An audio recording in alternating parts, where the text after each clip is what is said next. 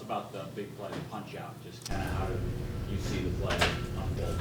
Yeah, I mean, honestly, I wasn't even really trying to go for the ball, just trying to make a tackle, save a touchdown.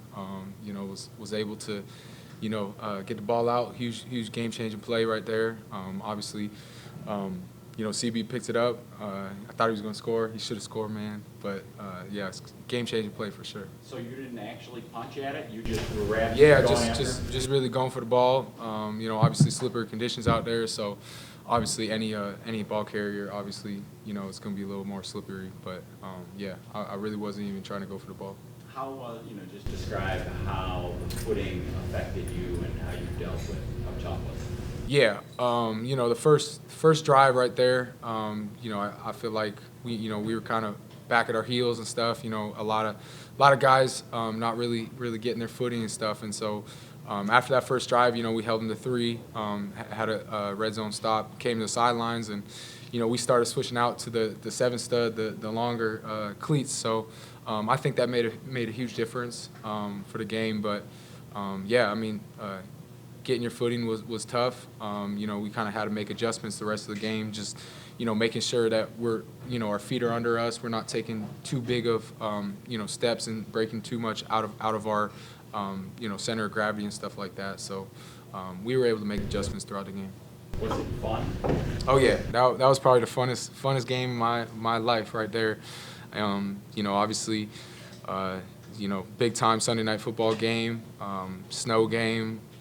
Man, it was unbelievable. Obviously, clinched the division too, so great night. How much of playing in these conditions is mentally, like embracing it and enjoying it? Because, I mean, obviously it's more enjoyable when you're ahead too, but what is that mindset like of saying, we can handle this? Yeah, I mean, I think they got the saying around here, and don't quote me on the saying because I might get it wrong, but when it's too tough for everyone else, it's just right for us. So, that's a mentality that we have every single day.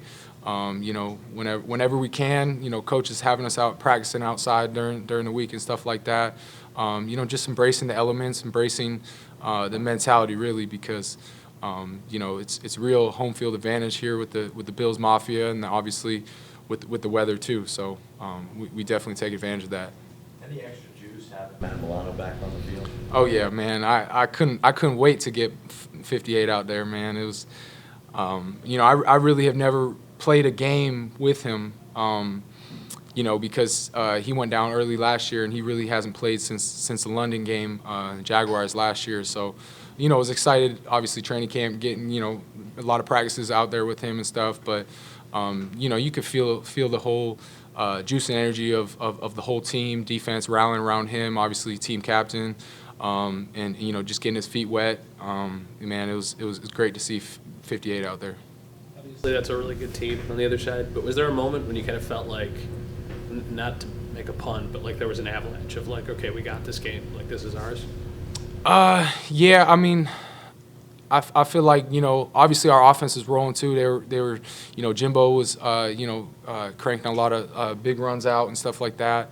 And as soon as we went up 21-3 at halftime, and then we got that turnover, coming out of halftime, I feel like that was a kind of huge shift in momentum. You made the play to clinch the division last year in Miami in the final game of the year, and now you guys do it a lot earlier. What does it allow you to do, already having the division locked up with 5 games left? Yeah, I mean, obviously it feels great. They did it. This is 5 straight division titles here in Buffalo. So, obviously that's amazing. But we said it in the locker room. This is not the finish line.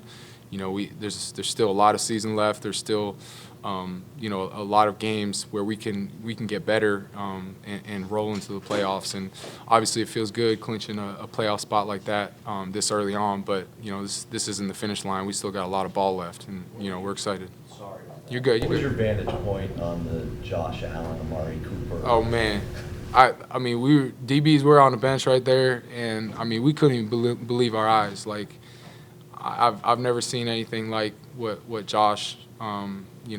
Obviously he took over this game. He takes over every single game. But that play was, I mean, unbelievable. I've never seen anything like it. Taylor, in a game like like that, do you try to keep the receivers in front of you because of the footing, just in case you miss something? You just try to keep them in front of you? Is that the safe thing to do? Yeah, I mean, obviously when we went up, 21-3 and had a big lead, obviously your mentality and your play calling changes a little bit. Your playing style changes a little bit. So, just making sure we're, not giving up any deep shots or anything like that, making them, chunk it throughout the whole field, and, not giving them any big plays when we're up big lead.